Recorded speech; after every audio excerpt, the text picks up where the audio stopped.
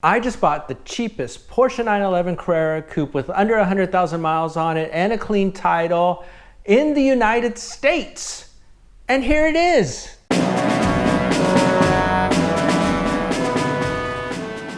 If you're a regular viewer of my channel, you know that I owned a Porsche 986 Boxster for about 6 years until I sold it about 6 months ago. And over that 6 months, I have been wanting the next Porsche. And here it is, it's this 911. Now I don't usually go for the cheapest 911. In fact, my budget was over $30,000, but I paid just $12,500 for this car. Based on a search from Auto Tempest, at the time of the purchase, it was the cheapest running, driving Porsche 911 Carrera Coupe with a clean title in the United States with under 100,000 miles on it. Now, if you watch Hoovie's Garage, you know that he bought a cheaper 911, but it was a convertible and it had well over 100,000 miles on it. In fact, about 75,000 more miles than this car. In between the time that I had sold my last Porsche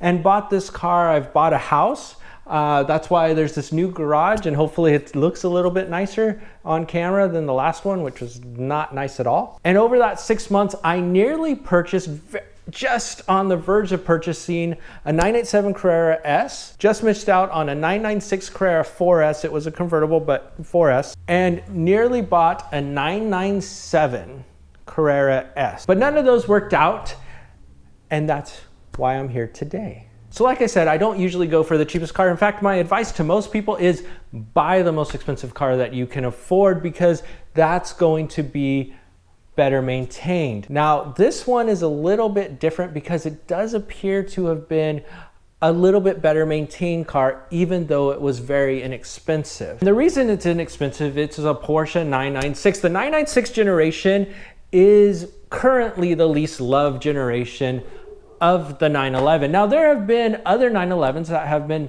less loved in the past. So the 911 SC often got a little less love than some other 911s. The 2.7 liter 911s in the 70s, not the Carrera RS 911s, but the other 2.7 liters, they had a myriad of engine problems and were less loved. In fact, they're the cheapest ones right now of the air-cooled generation, but all air-cooled 911s are popular right now. They are very much wanted by enthusiasts and collectors, where the 996 is the first water-cooled 911. It also has headlights people don't like, and the interior quality is a little bit lower than some.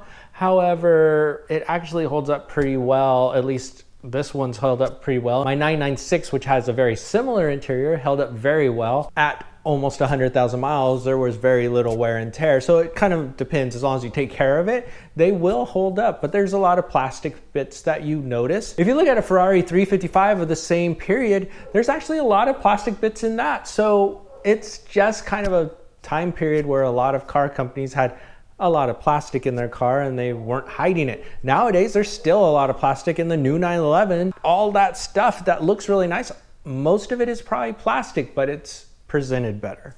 It's either covered in leather, it's got shinier paint, things like that. But underneath, a lot of it is some type of plastic material. So this 911 didn't hide that. And because of that, that's another reason why it's a little cheaper. And then the biggest reason is the IMS bearing. These were known to have IMS bearing failures. It actually affects a pretty small percentage of cars. And there's all kinds of videos on the internet. I've got other videos about it. Different years have different rates of failure. But the internet, if you believe the internet, this thing's about to explode any minute and should not have made it to the mileage that it is, which I will get to in a minute. Now, before we get on with this video, now I had started a series of videos, and some of it's filmed and just not edited, and you will get to see the rest of them, about the process I was going through to buy this car. So I put the pros of buying a 987 Cayman S. That was my last video, which is a long time ago. So hopefully with the new setup, I will get my videos out and do them once a month like I used to. But we had reached 3,000 subscribers. And in that video, I had mentioned about the 3,000 subscribers and said that you could enter to win a t-shirt from us. So every 1,000 subscribers, we're giving away a t-shirt. And at the end of this video, I'm gonna tell you how to do it. But that giveaway was supposed to happen a while ago. And of course, as we all know, there's a lot of stay-at-home orders and a lot of things have kind of gone crazy in this world right now. In fact, that's part of the reason I'm not driving this car at the moment, because I didn't have an essential thing to do and I don't want to be on the roads too much if it's not actually essential, because if I did get in a wreck, that gets all of the ambulance and workers doing things they don't need to do. So at the end of this video, I will let you know how you can potentially win a t-shirt. And every 1,000 subscribers, we are going to be giving away a t-shirt up until we hit 10,000, and we'll be a bigger giveaway for 10,000 subscribers. But before I get there, I wanted to let you know that I have increased the time that you have to enter to win from the original timeline, which was the end of March. Now you have until the end of May to enter. So there's still time if you have not entered, and then we will pick a winner and someone will get a free t-shirt. In fact, we have some new t-shirts coming out soon, and it might be one of those t-shirts. Well, that's enough shameless plug about my t-shirts. So I'm about to get into why this car was so inexpensive. And there are three main reasons. So according to a search on Auto Tempest, and no, Auto Tempest is not a advertiser on this channel. I'm not big enough for that. But I did use Auto Tempest because it searches all the main car sites. In one quick search, I was able to verify that this was the cheapest 911 Carrera Coupe at the time that I bought it in the United States with less than 100,000 miles on it and a clean title. Now that's a lot of caveats, but that's what it is. And you know, those kind of titles, it's the cheapest whatever, get views, and we'll see if that happens here. So here are the three reasons why this is the cheapest 911 Carrera Coupe with a clean title and less than 100,000 miles in the United States at the time of this purchase, according to Auto Tempest. There might have been some auctions on that. Since I'm not a dealer, I'm not allowed to bid on that. Maybe people made better deals, but as far as I know, this was the cheapest. Reason number one, yes, it has less than 100,000 miles on it, but at the time of my purchase, it was at 98,881 miles. That included my test drive. So it's under 100,000 miles, but it is higher mileage. It's not like 50,000 miles on it. Now, having said that, with the cars with the IMS bearing and rear main seals and all of that, a lot of times having a car that has higher mileage actually means you're less likely to have issues as long as the maintenance has been done correctly. And in buying this, I was able to see on the CarFax that it had been serviced just 2,000 miles ago from Porsche of Monterey. I bought this at a Lexus dealership in Monterey, and a clean CarFax showed that service had been done at Porsche of Monterey. Service had also been done at BMW of Monterey. I did call the Porsche dealership to get some semblance of what maintenance had been done. And so there have been a couple things like a window regulator that had been done, oil change that had been done about 2,000 miles ago, got a new key fob. One of the key fobs looks brand new. The other one's wrapped in electrical tape, and you know, that's, I need to get another key fob if I want both of them to look good, but at least one looks brand new. So I was able to put together some of the service history, although it does appear that the previous owner took it to an independent shop or did maintenance himself. Now on the test drive, I already looked at all the kind of things that you would expect that I would need to check, things leaking, does the steering feel weird, all that kind of stuff.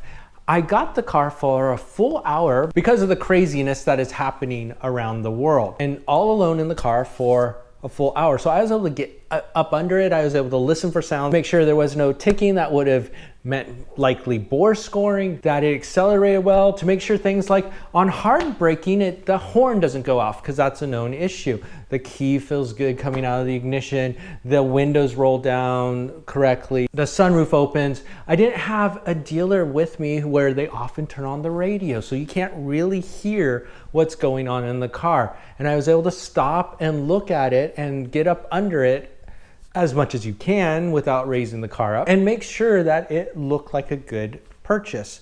They also did a 182-point inspection at the dealership. However, being a Lexus dealership, I don't know if they knew what to look for. And here's reason number 2, the transmission. This is a coupe.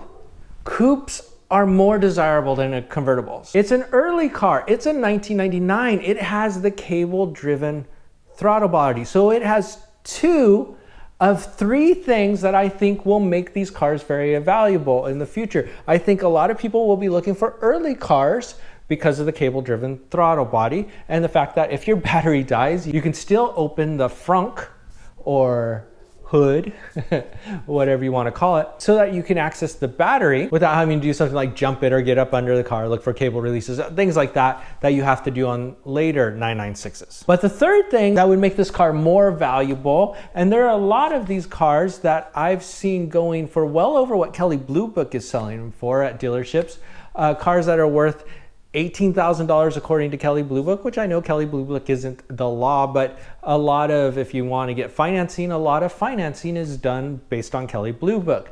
And most dealers are $3,000 to $5,000 over Blue Book on these 996s. I don't know if it's just the fact that they're like, ooh, I got a Porsche, it must be worth a lot, or what the case is, but so many of them are charging a bit more.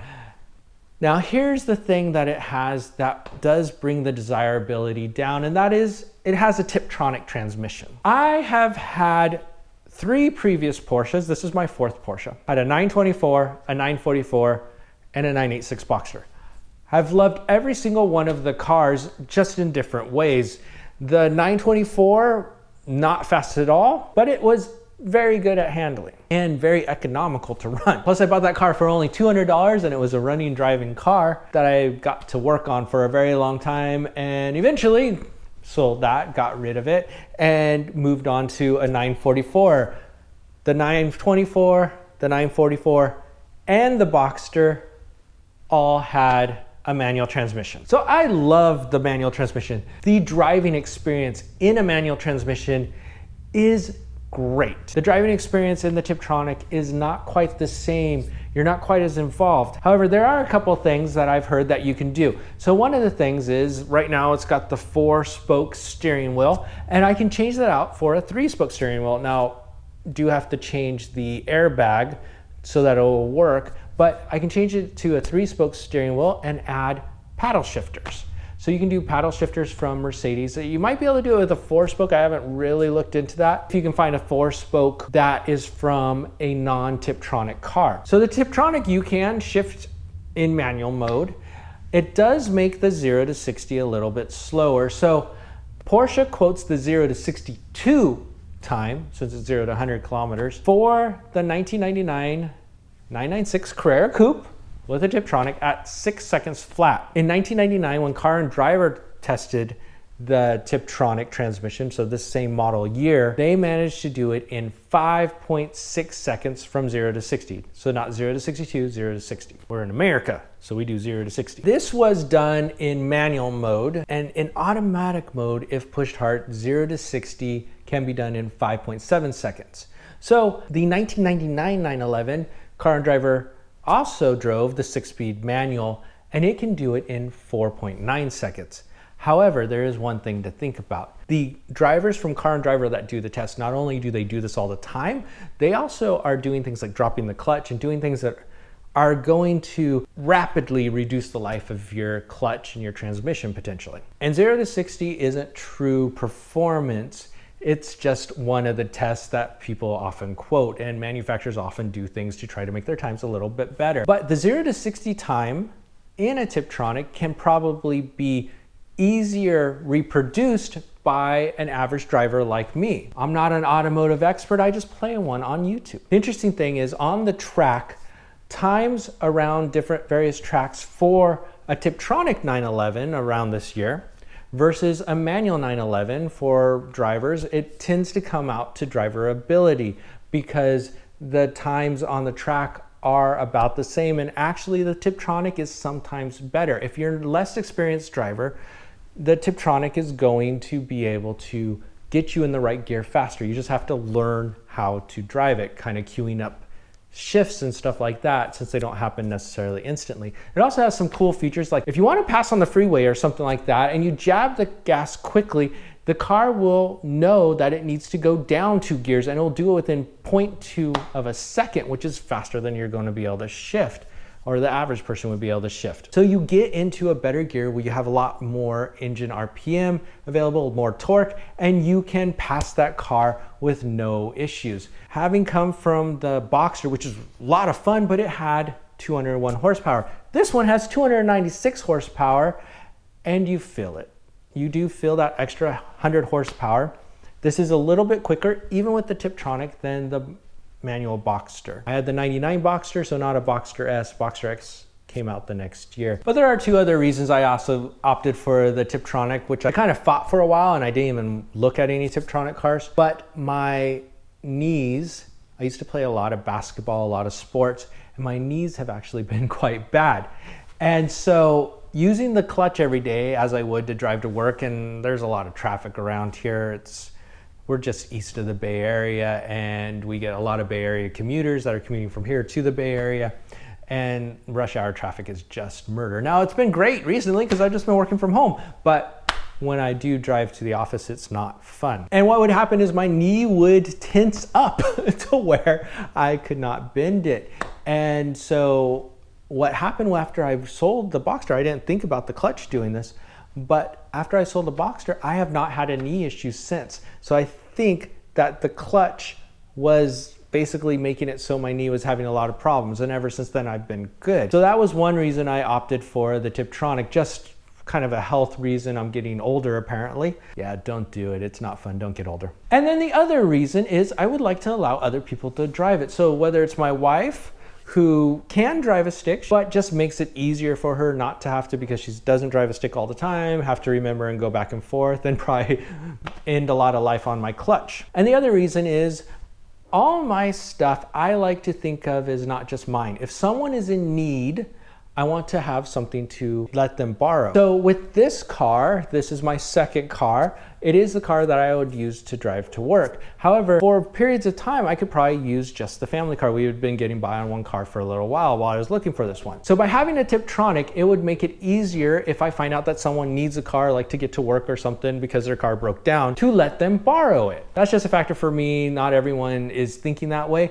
but it is something that I considered and thought, well, it makes it easier. I don't have to say, hey, do you know how to drive a stick? Which is what I did with my previous Boxster. And I only had one person that needed it, that was able to drive a stick, so they were able to borrow it. But other people weren't able to borrow it because they just couldn't drive a stick, or not drive it very well, and they just weren't comfortable with it. People are already kind of shaky when they hear it's a Porsche because they're worried they'll ruin it and stuff.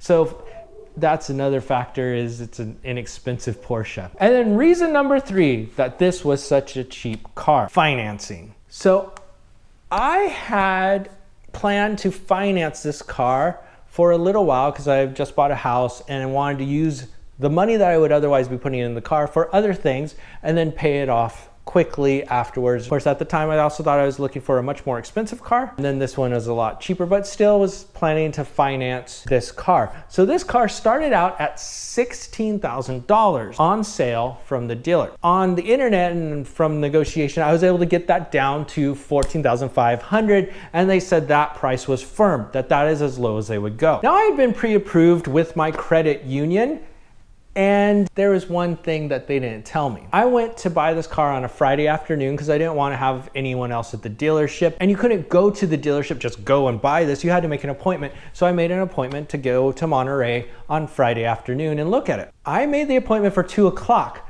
What my credit union, who I had been pre-approved with, didn't tell me is that their underwriters left at 2:30 for the day on Fridays because of the whole craziness we're going through right now. So there's no one there at the credit union to say, yes, he's approved, we will fund this until Monday morning. Well, I just drove a ways, it's about an hour and a half or so, and I don't want to do that again. So because of that, I just told the dealership, look, I'm pre-approved for this.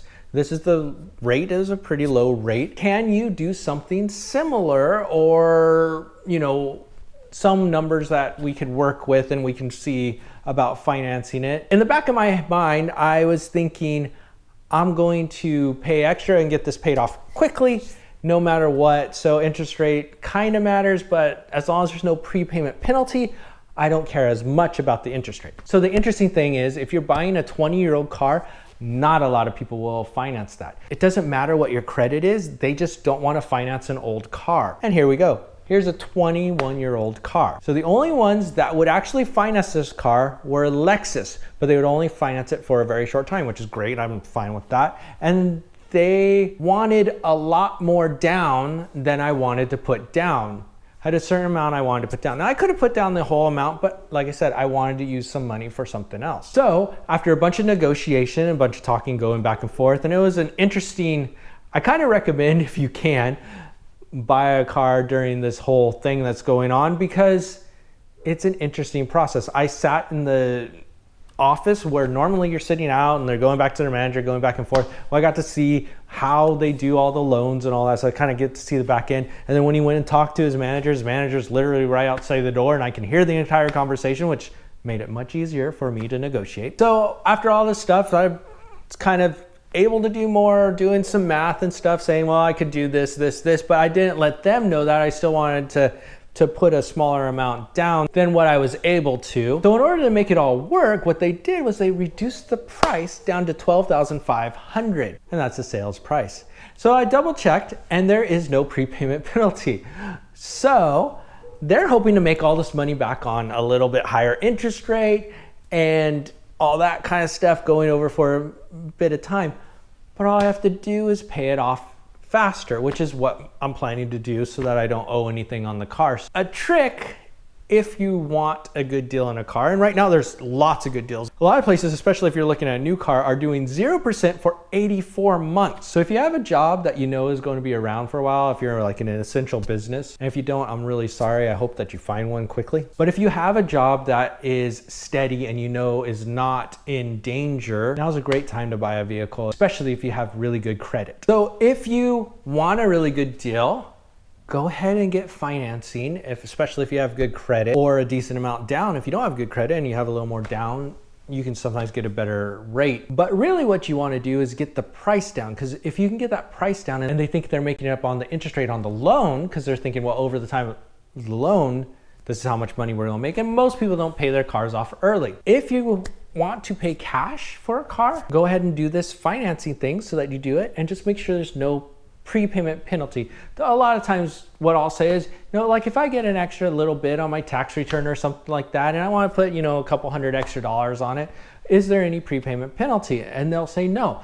I don't want to tell them that, hey, I'm going to pay this off in a month, because then they won't give you the same deal. They'll be like, oh, wait, we don't want that. But if you make sure that there's no prepayment penalty, then go ahead and try to, I don't care if they give me a huge long period of time and a really high interest rate, because they're showing me these really low payments. What I care about is the price I'm paying. So when you're negotiating, you want to get down to as low a price as possible.